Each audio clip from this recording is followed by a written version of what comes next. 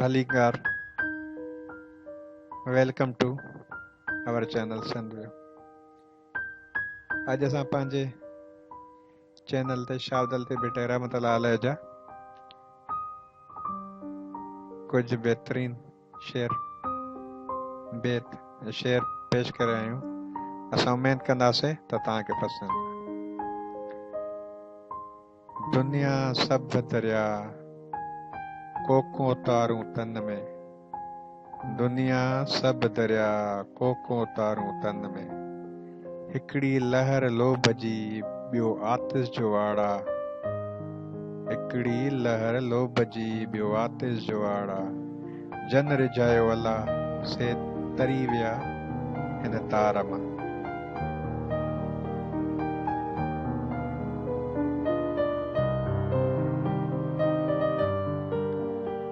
ॿियो शेर शावदल ते बेटे रहमत अलाह जो।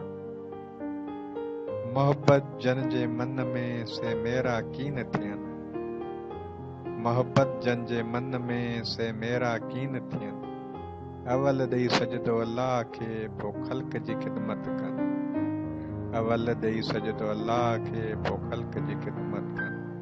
उहे कीअं न वली थियनि जिन इश्क़ कयो अल्लाह सां, उहे कीअं न वली थियनि जिन इश्क़ कयो अल्लाह सां।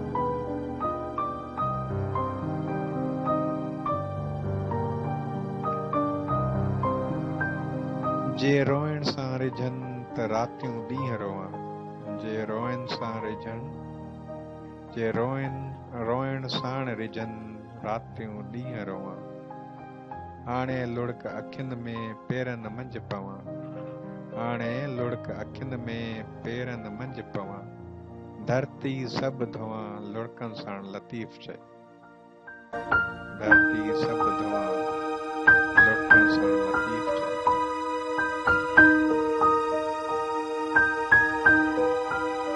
ये आखिरी भजन जो सचो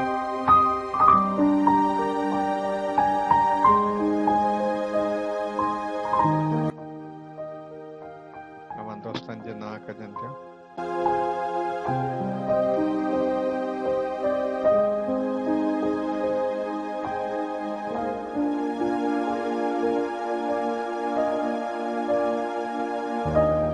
असां उमेद कंदासीं तव्हांखे अॼु जी ही पोएट्री जेका शावदल ते बेटे रहमत अलाह जो ही तव्हांखे पसंदि आई हूंदी।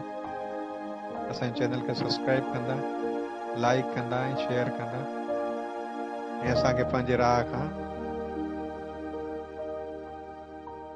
ज़रूरु ॿुधाईंदा तव्हांखे हीउ सिलसिलो कीअं लॻो।